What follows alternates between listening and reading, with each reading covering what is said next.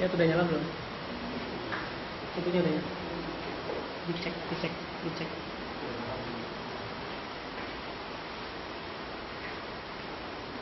Bismillahirrahmanirrahim. Assalamualaikum warahmatullahi wabarakatuh. Waalaikumsalam warahmatullahi wabarakatuh. Innal hamdalillah nahmaduhu wa nasta'inuhu wa nastaghfiruh wa na'udzu billahi min shururi anfusina wa sayyiati a'malina. May yahdihillahu fala mudilla lahu wa man yudlil fala hadiya lahu. Asyhadu an la ilaha illallah wahdahu la syarika lahu wa asyhadu anna Muhammadan abduhu wa rasuluh. Allahumma shalli wa sallim ala nabiyyina Muhammadin wa ala alihi wa sahbihi ajma'in wa ba'du. Usikum wa nafsi billahi wa qad faza al-mu'minuna wa nasrina. Alhamdulillah, alhamdulillah, takdir Allah juga yang mempertemukan kita pada sore ini. Saya ada beberapa slide, tapi saya pikir itu malah akan mengganggu substansi dari apa yang saya sampaikan. Selain sangat teoritis juga menjadi tidak relevan karena ada beberapa di antara yang sudah menikah dan ada yang belum. Saya akan menyoroti bagaimana pernikahan dalam pandangan seorang aktivis. Karena jujur saja sekitar 20-an tahun yang lalu lah, pada saat saya seusia antum sekalian, banyak di antara teman-teman yang mungkin menganggap sepele masalah pernikahan.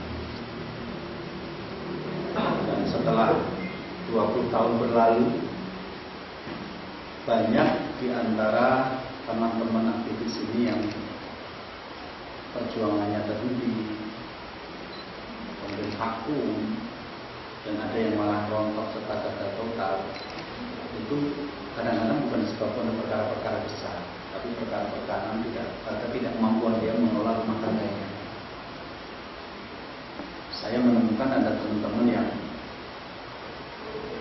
maaf gitu ya, anaknya sampai pada batasan yang paling rendah, misalnya tidak bercinta pada perempuan, padahal bapak ibunya adalah aktivis, kemudian sampai ada yang terjebak dalam bebas. Saya sampai pernah menemukan ada seorang ikhwan yang cukup senior sampai anaknya hamil 10 tahun. Kemudian di pesantren sendiri, karena saya juga ngajar di Darus Muda, ada beberapa anak-anak yang tidak selalunya bagus kan? Meskipun kita ada dari pondok, tidak semuanya baik-baik saja. Dan ada beberapa yang tidak baik-baik saja itu justru berasal dari orang tua yang sangat sibuk dalam berjuang dan tidak punya cukup waktu untuk berkomunikasi dengan anak dan istri. Kemarin juga sempat ada kejadian seorang ikhwan yang atas izin Allah sedang menjalani masa trainingnya di Sijen, dan bagi saya itu satu prestasi karena tidak banyak para pejuang yang sampai ditangkap oleh Allah dan kemudian menikmati ya, masa-masa dia disucikan Allah di dunia ini. Tapi pada saat yang sama istrinya malah tidak bangga. Si istri ini malah cerita kepada akhwat yang lain, nanti kalau kamu menikah jangan pilih suami seperti suami saya. Suaminya berkualitas sampai dia di penjara karena membela agama. Istrinya juga. Istrinya ngomong sama hal lain seperti itu. Nanti kalau kamu menikah jangan pilih suami seperti suami. Jangan gitu. Ada juga seorang ustadz senior yang sangat terkenal. Anaknya dengan lantang mengatakan, saya tidak ingin menjadi seperti Abi, karena dianggap suka meninggalkan muminya, gitu. Karena dianggap tidak punya waktu untuk dia di rumah dan segala macam. 20 tahun saya mencoba mengamati itu, dan akhirnya sekitar 4 tahun terakhir saya memfokuskan diri dalam tema-tema keluarga. Bukan berarti saya mulai romantisme dalam perjuangan kemudian tidak tertarik, tidak. Tapi justru saya melihat keluarga ini menjadi parameter keberhasilan seseorang dalam perjuangan. Bahkan saya katakan tadi banyak kendala-kendala teknis di lapangan itu disebabkan karena keluarga kita tidak siap mendukung perjuangan kita. Saya teringat dengan apa yang disampaikan Rasulullah, pendek, padat tapi sangat kuat. Dalam sebuah hadis yang diriwayatkan oleh Imam Tirmidzi, Rasulullah mengatakan, khairukum li ahli wa ana khairukum li ahli. Sebaik-baik kalian adalah yang paling baik pada keluarganya, dan aku adalah yang paling baik pada keluarga. Hadis ini memberikan satu pernyataan bahwa keberhasilan kita tidak semata-mata ditentukan oleh kalau orang yang mengabdi kepada dunia ya capaian-capaian materi, bukan rumah yang bagus. Karena klien saya beberapa miliarder dan keluarganya bermasalah. 2 minggu yang lalu sepasang suami istri di depan saya menyatakan cerai. Itu baru 5 bulan menikah. Dengan mahar 58 gram emas berlian, dengan istri yang sebelum menikah disukai 210 laki-laki. 5 bulan menikah besar. Dengan kolam renang di belakang rumahnya sampai renang sana. Bukan itu. Demikian juga bukan juga dengan banyaknya perjuangan yang kita lakukan sampai kita mengabdikan anak dan istri kita. Ya, Rasul mengatakan khairukum yahdi. Baik-baikannya dari yang paling baik pada keluarga. Kalau tadi saya di perjalanan itu ditanya Ustaz bagaimana caranya menghadapi mertua yang mungkin menolak kita karena mungkin kita belum mapan atau mungkin karena kita tidak seperti calon menantu yang dibayangkan. Saya jawab bahwa mestinya mereka itu berbangga hati mendapatkan menantu seperti kita. Karena banyak laki-laki yang tidak seperti kita ditakdirkan Allah bisa memikirkan tentang diri ini dan perjuangan. Maksudnya orang tua itu senang sekali loh mendapatkan menantu-menantu para mujahid dan calon mujahid. Tapi yang terjadi kan tidak seperti itu. Teman-teman yang sudah siap mau menikah syariat Islam kan kadang-kadang mau ngelamar saja nggak berani. Kemana debat? Yang menarik dari hadis Rasulullah ini selain khairukum yahdi, yang paling baik di antara kalian ada yang paling baik pada keluarga. Sehingga saya sering mengingatkan sebelum antum nanti bersibuk-sibuk diri dalam urusan komadudin, tolong pelajari juga namanya jalan keluar. Nah, konsep umumnya adalah al-insanu adu majahullah. Manusia adalah musuh dari kebodohan. Jadi kalau kita sering mendengar hadis yang mengatakan nama amal dunia, sesungguhnya amal tergantung dunia, tapi niat tergantung ilmu. Karena kita tidak akan meniatkan yang tidak ada ilmu. Para aktivis sering menyepelekan masalah-masalah keluarga, kajian-kajiannya kuatnya di tema-tema tauhid dan syirik, bid'ah dan sunnah, wajibnya hukum dengan hukum Allah dan syariat Islam. Seringkali menyampingkan materi-materi tentang keluarga. Padahal sebagus apapun nanti ujung-ujungnya kita juga pulang ke rumah. Dalam banyak seminar yang saya lakukan, saya sering menyampaikan bahwa keluarga itu tempat kita menitipkan masa depan dunia dan masa depan akhirat. Masa depan dunia karena pada dasarnya menikah itu adalah pilihan profesi yang tidak mengenal kata pensiun. Di masalah mungkin aku makan pensiun, diganti oleh adik-adik kelas yang baru, diganti oleh struktur kepengurusan yang baru, tetapi menjadi suami dan menjadi ayah Anda tidak mengenal pensiun. Dan saya menemukan banyak orang-orang yang menjalankan rumah tangga akhirnya menjalani masa tua yang menyakitkan. Sekitar setahun yang lalu saya mengisi di Balikpapan atas undangan pertama Balikpapan. Saya mengisi tema keluarga. Setelah itu ada seorang bapak yang mendatangi saya dan mengatakan, Ustaz, saya baru saja pensiun dari rumah sakit, salah satu rumah sakit di Balikpapan. Sekarang saya tidak punya alasan untuk keluar bekerja, karena sudah tidak bekerja. Secara fisik juga sudah mulai lelah, sakit-sakitan. Mestinya masa tua saya itu saya habiskan dengan banyak beribadah, banyak melakukan ketaatan kepada Allah sebagai persiapan saya menuju kematian saya. Tapi yang saya rasakan dalam keseharian saya itu malah kehidupan yang menyiksa, karena meskipun tinggal satu rumah, saya dengan istri sudah besaran yang 15 tahun. Perlakuan istri dan anak kepada saya sangat menyakitkan. Jadi kalau kita menganut konsep Islam al-jaza min jinsil amal, buah itu sebanding dengan amal yang kita lakukan, maka apa yang kita rasakan di masa tua nanti sebanding dengan apa yang kita lakukan kepada keluarga kita pada saat sekarang ini. Kalau Anda ingin menjalani masa tua dengan istri yang berbakti, mengabdi, dan anak-anak yang berbakti kepada Anda, hari ini Anda juga harus mulai memikirkan keluarga itu. Masa depan akhirat jelas, karena ketika nanti semua pahala amalan kita terputus, tidak mata ilmu buat ambil dan minta. Kalau suatu mati maka semua pahalanya akan putus, dan itu hanya 3 yang tidak. Dan kita tahu yang terakhir adalah dua lagi solehnya di rumah, anak soleh yang bukan orang tua. Jadi kalau sekarang para aktivis yang bapaknya aktif bicara tentang zina dan penegakan syariat, anaknya malah tidak ikut halapan, itu kan miris. Ibunya berkerudung besar pakai cadar, anaknya bahkan tidak berkerudung, itu kan miris. Kita tidak bisa memaksa Allah untuk memenangkan Islam pada masa hidup kita. Siapa tahu Islam akan menang pada 100 atau 200 tahun dari sekarang, kita tidak. Tapi paling tidak kita pastikan anak kita ada di warisan itu. Jangan sampai kita meninggal dunia dan meninggal juga jejak-jejak kita atas kesalehan ini. Karena anak kita tidak bangga dengan bapaknya. Bahkan anak tidak ingin mewarisi pemikiran bapaknya. Bisa jadi yang hadir di sini tidak semuanya bapaknya mengenal Islam dengan baik dan bukan itu. Hanya Anda tumbuh atas takdir Allah dan atas hidayah dari Allah, memahami Islam dan memperjuangkan Islam. Padahal di samping ada bapak-bapak yang bahkan sudah mengenal Islam, anaknya malah tidak ikut gitu. Kadang-kadang kita perlu khawatir, jangan-jangan anak saya dulu nanti juga tidak bangga dengan saya sebagai bapaknya. Dan saya juga khawatir kalau saya meninggalkan dunia ini, anak saya tidak berada pada barisan bangga Islam. Jadi kalau saya ngajar di Darus Saja, saya sering nanya sama anak-anak, siapa tokoh yang kamu kagumi? Saya paling tersentuh kalau mereka menjawab bapak saya. Karena tidak banyak bapak hari ini yang bisa mengalahkan dominasi Superman, gitu ya, dominasi tokoh-tokoh komik yang sekarang difilmkan, dominasi James Bond. Jadi ketika anak mengatakan yang saya paling kagum di Indonesia adalah bapak saya, itu bagi saya itu keberhasilan pendidikan yang luar biasa. Jadi kalau kebanggaan itu dibangun atas bapak yang memperjuangkan syariat, luar biasa. Nah, bagaimana agar kita tidak terjebak kepada kesalahan pemilihan seperti ini?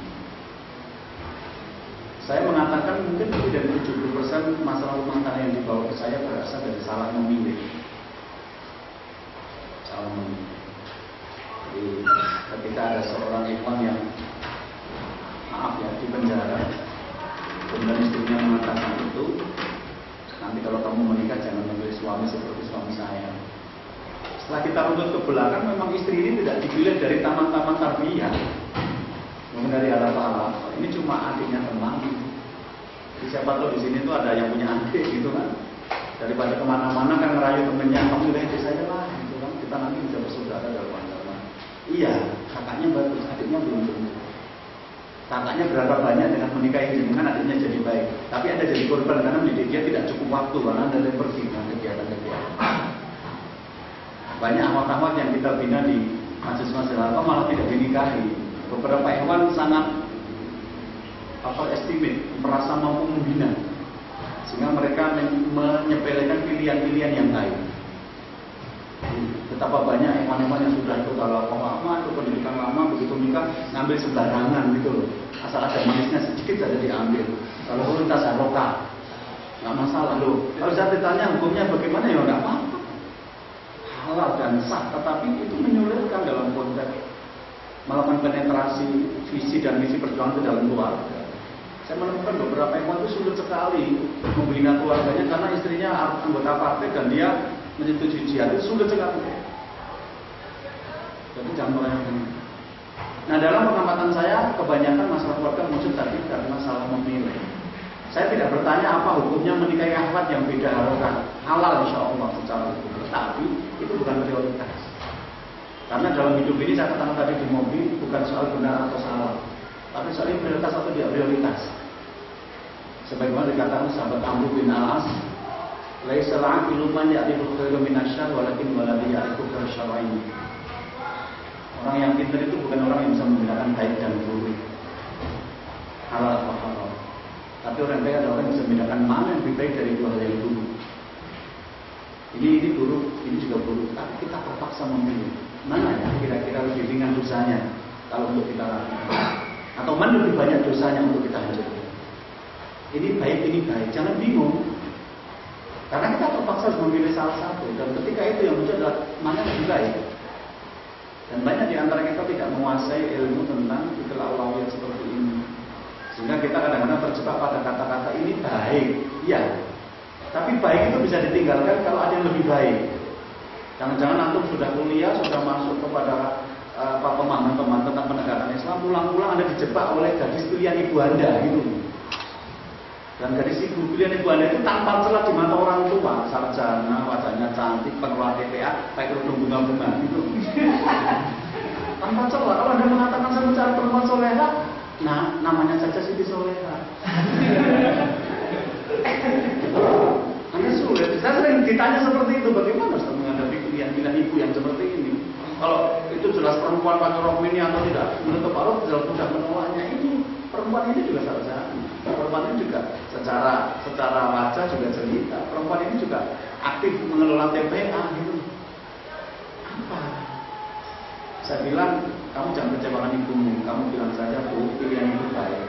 Tapi saya bisa mencari yang lebih baik. Kalau Anda menjelek-jelekan, dia tidak jelek di mata ibu. Nah, dalam hidup ini seringkali kita tidak berurusan dengan baik atau buruk, tapi berurusan dengan mana yang lebih baik dari dua pilihan ini. Dan menikah salah satunya. Jadi saya menyarankan sebaiknya tidak memilih yang tidak harokah karena sangat menyulitkan. Beberapa teman yang operasi ini tadi akhirnya kesulitan sendiri.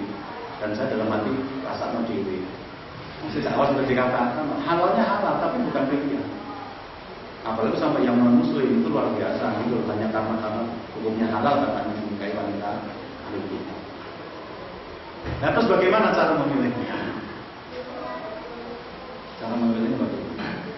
Saya katakan bahwa yang namanya menikah itu kan seni mengelola hati. Wa min ayatihi an khalaqa lakum min anfusikum azwajan litaskunu ilaiha. Dan di antara tanda-tanda kekuasaan Allah menjadikan kalian memiliki pasangan-pasangan, istri-istri agar kalian merasa tentram bersama. Itu yang kita cari, ketentraman batin. Sebagai seorang penegak syariah, mungkin aku mendapatkan banyak musuh yang tidak suka. Tetapi kalau istri itu mengimani dan mengamini visi dan misi hidup Anda, selesai. Saya pernah waktu itu difitnah orang. Kemudian pernah itu sampai berkembang cukup luas dan kemudian sampai ke telinga istri saya. Saya sedang ngajar di pondok, kemudian ada yang mengatakan, saya dengar Pak Tri kok begini. Istri cuma mengatakan, saya tahu siapa Pak Tri karena saya hampir 20 tahun memang dia. Dan saya tidak mungkin mau menghabiskan umur dengan laki-laki yang salah. Jadi ya tunjuk pada filmnya aja. Kan nama saja sudah mengandung romantisme, nama saya Triasmo. Suaranya ada 3 itu sudah sebelum saya lahir itu sudah ada nama. Artinya itu nama asli memang begitu dari lahir. Itu seperti itu menguatkan saya. Gitu. Saya pernah waktu itu atas takdir Allah menggaji istri saya sebulan cuma 200-300 ribu. Setelah sebelumnya sempat agak longgar gitu ya. Saya sempat membayar kepada istri saya cuma 200 ribu. Waktu itu istri saya tahu kenapa saya melakukan itu. Bukan saya tidak punya penghasilan, saya punya penghasilan, tapi ada kewajiban lain yang harus saya dahulukan. Dan ketika istri saya menerima dengan lapang dada, sampai memutuskan ya sudah ikut ngajar aja, ada dapat tambahan pemasukan untuk kita. Saya pikir itu menguatkan saya. Jadi ini seni mengelola hati, bagaimana Anda merasa nyaman dengan perempuan yang Anda pilih. Bukan soal yang paling cantik atau yang paling seksi, paling putih, paling tinggi, bukan. Dan pada wilayah ketika benturan-benturannya sudah menyoal masalah visi kehidupan, kadang-kadang Anda justru akan merasa tidak nyaman ketika si perempuan cantik yang Anda pilih ini tidak seimbang dalam menakar wacana-wacana tentang perjuangan. Ada salah satu pendengar radio saya SMS, Ustaz, saya sarjana, istri saya lulusan SD. Awal-awal nikah nggak ada masalah. Sekarang ini jujur saya mengalami banyak masalah. Kan istilahnya nggak pernah nyambung dengan apa yang saya bicarakan.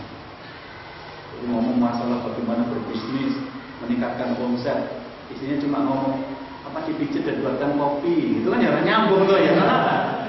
Cara awal berpikirnya orang-orang SD kan cuma yang penting melayani dengan baik lah, bikinkan kopi dan memijit. Padahal yang diinginkan suami itu kan bagaimana omset perusahaan kita naik, gitu kan. Dan nanti dalam tema-tema perjuangan lebih berat dari itu.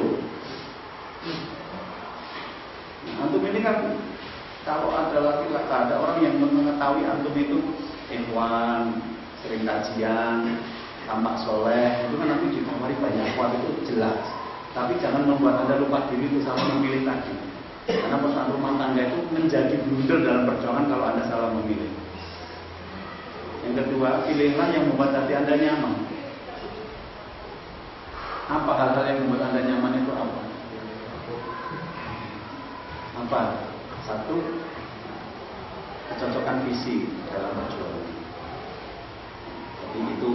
Kalau saya menyebutnya sekufu atau selevel, kafaahnya harus sama. Karena kalau tidak nanti terjadi perbedaan-perbedaan pandangan. Ada istri-istri yang lebih suka suaminya berjuang daripada punya uang banyak. Saya kemarin sempat jadi pimpinan di satu perusahaan penerbitan namanya Arofa selama 10 tahun. Kemudian saya menarik diri, saya vakum. Kemudian saya banyak kegiatan-kegiatan untuk ada nulis, kemudian isi ceramah dan ada acara di radio. Itu cukup lama.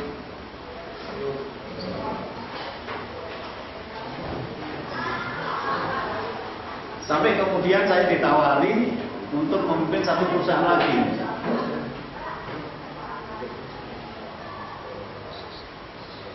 Oke, saya ditawari untuk memimpin perusahaan lagi. Dan karena saya merasa perusahaan ini juga punya visi tentang perjuangan, saya mau memimpin. Tapi jujur istri saya mengatakan, saya sebenarnya lebih suka kalau Abi itu pergi untuk memberikan ceramah atau kajian-kajian atau seminar daripada menjadi seorang direktur pulang bawa uangnya, tapi saya merasa tidak ada manfaatnya untuk perjuangan ini.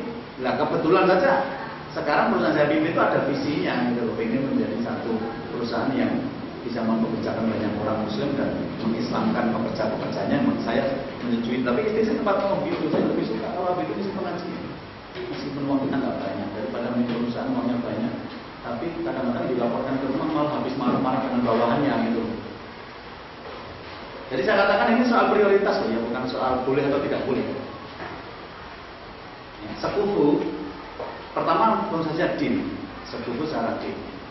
Nanti kalau Anda membaca buku-buku tentang pernikahan, ketika membahas masalah kafaah atau keselevelan, semua ulama sepakat bahwa yang dimaksud dengan sekufu itu adalah masalah din. Dan din, kalau hari ini kita batasi cuma beragama Islam, menjadi tidak relevan. Din dalam konteks ini saya pahamkan sebagai konsep perjuangan. Karena beberapa teman yang nikah dengan beda agama itu ternyata bentuknya banyak.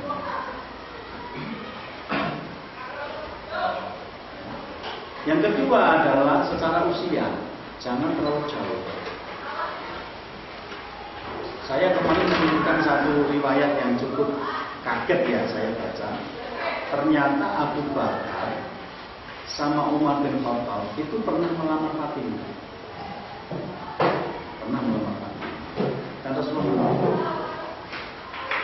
Ketika Rasulullah menolak itu beliau mengatakan dia masih kecil. Betul Aliun panakahani.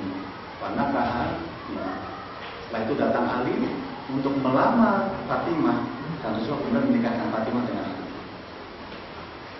Para ulama memasukkan hadis ini dengan topik pembahasan tentang seumur itu penting. Jadi jangan beda-beda terlalu jauh. Bahwa Rasulullah sendiri salah satu Tribul Aisyah itu juga umurnya jauh gitu ya. Tapi tidak semua laki-laki bisa mengelola perbedaan usia yang banyak itu dalam satu kata sakinah mawaddah. Itu tidak semua orang bisa gitu. Dan ketika Fatimah itu dilamar oleh Umar dan Abu Bakar, Rasulullah menolaknya karena selisih usia yang jauh. Begitu Ali datang, kemudian Rasulullah menikahkan Fatimah dengan Ali. Jadi bisa itu ya jangan jauh-jauh selisihnya. Dari riwayat ini. Nanti kalau beda selisih, beda selera, beda cara pembicaraan itu juga menjadi bunda. Apa tidak boleh? Boleh. Tapi dari awal kita sudah bicara ini prioritas. Kita sudah levelnya sudah prioritas itu, bukan level ini boleh atau tidak boleh. Kemudian Anda harus tahu bahwa dalam masalah keselevelan ini kuncinya adalah membuat hati merasa nyaman. Anda harus tahu bahwa Zaid itu adalah pernah dianggap sebagai anak Rasulullah. Dari keturunannya itu lahir Usama bin Zaid yang sangat terkenal dan fenomenal itu. Mungkin sekarang nama Usama termasuk yang populer dipakai. Dia pernah menikah dengan Zainab yang bukan orang guru. Karena pada akhirnya Zainab juga dinikahi Rasulullah dan menjadi salah satu istri Rasulullah. Berarti dia orang baik juga. Tapi baik ketemu baik nggak ketemu loh dia dalam satu pernikahan. Ya, jadi Zainab dengan Zaid itu pernah berumah tangga dan rumah tangganya nggak bisa bertahan lama. Akhirnya bercerai. Kesimpulannya adalah dalam pernikahan yang baik bukan soal baik ketemu baik, tetapi yang cocok. Karena kadang-kadang kalau jenengan belum mengalami masa-masa pernikahan, kadang-kadang ewannya banyak, itu seleranya sama. Tinggi, putih, langsing, cantik gitu kan. Itu selera populer, itu kriteria umum gitu loh. Padahal nyari yang kayak gitu tuh selain susah, begitu dapat kadang-kadang juga nggak mau sama kita gitu ya.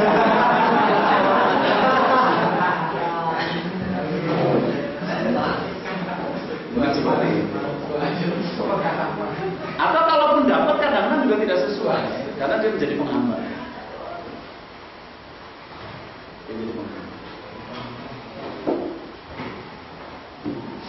Ada salah satu kitab kemarin saya baca tapi lupa judulnya. Itu isinya adalah hukumnya makruh menikah dengan perempuan yang terlalu cantik. Makruh menikah dengan perempuan yang terlalu cantik kalau dia agamanya kurang, karena dikhawatirkan ada dua kerugian. Satu, dia menjadi berani kepada suaminya. Jadi beberapa suami itu karena mengabdi kepada kecantikan istri itu sampai rela melakukan pekerjaan rumah tangga, sampai rela, ya istilahnya sampai tidak seimbang. Nah, harusnya menjadi pemimpin, menjadi bawahan istri. Dan itu banyak terjadi di masyarakat. Yang kedua adalah takutnya kalah populer sehingga nanti yang diperhatikan malah istrinya daripada dia itu. Jadi kalau nanti pergi kemana-mana sama istrinya, jadi ternyata malah istrinya yang cantik itu. Nah, istrinya jauh malah ini dikira pembantunya.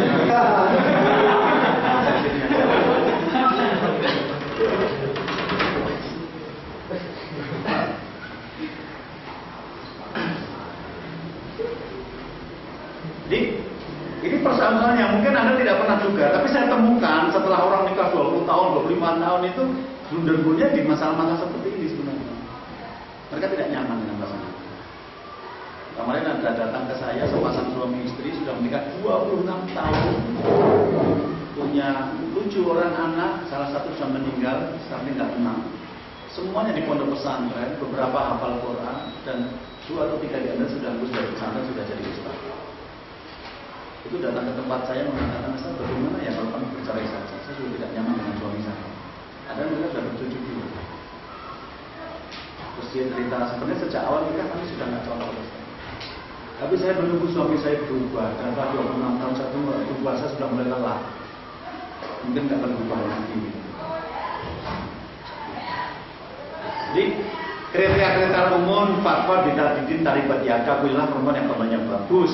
Agar kamu beruntung dalam konteks kita, agama yang bagus adalah yang memahami tentang visi-misi perjuangan, bukan sekedar beragama Islam gitu. Tolong dipahami. Terus kemudian ketika kita memilih yang lain, ya, tentang apa namanya, tentang tadi keselevelan itu, yang pertama tadi kan saya pengen agar sepupu itu bisa menerangkan umurnya jangan terlalu jauh, intelektualnya jangan terlalu jauh, kondisi fisiknya juga jangan terlalu jauh. Bahwa ada yang jauh dan berhasil nggak masalah, tapi itu butuh manajemen yang lebih rumit. Ibnu Jauzi menulis kisah yang cukup fantastis tentang kelevelan masalah fisik ini. Dalam kitab Sudul Khadir, beliau mengutip kisah tentang Abu Usman An-Naisaburi, seorang laki-laki yang tampan, gagah, kaya, pintar, alim, soleh. Datang kepadanya seorang perempuan dan mengatakan, "Ya Abu Usman, saya jatuh cinta kepada Anda dengan cinta yang membuat saya tidak bisa tidur." Dengan keluarga romantis terus gitu. Datang lagi berkali-kali begitu, "Saya jatuh cinta kepada Anda dan itu membuat saya tidak bisa tidur." Sampai Abu Usman menyerah dan mengatakan, "Sudah, di mana sekarang keluargamu, saya melamar." Oke, terjadi pernikahan itu. Meskipun Abu Usman tahu ternyata mertuanya hanya seorang tukang sepatu alias kaki. Oke, setelah hijab kabul selesai, istri ini kemudian melepaskan kerudung luarnya dan kemudian Abu Usman baru sadar. Istrinya ternyata pendek, hitam, lebih tua, wajahnya jelek, salah satu matanya cacat. genap sudah beritaan itu. Untuk seorang Usman yang tinggi, tampan, terkenal, kaya itu tidak sebanyak. Maka orang-orang itu menjadi heran gitu loh, karena rumah tangga itu kemudian berjalan seperti biasa normal. Dari keluarga lahir anak-anak yang baik gitu. Selang berapa tahun kemudian Abu Usman ketemu dengan salah satu orang, kemudian ditanya, ya Pak Usman, kalau nanti kamu meninggal,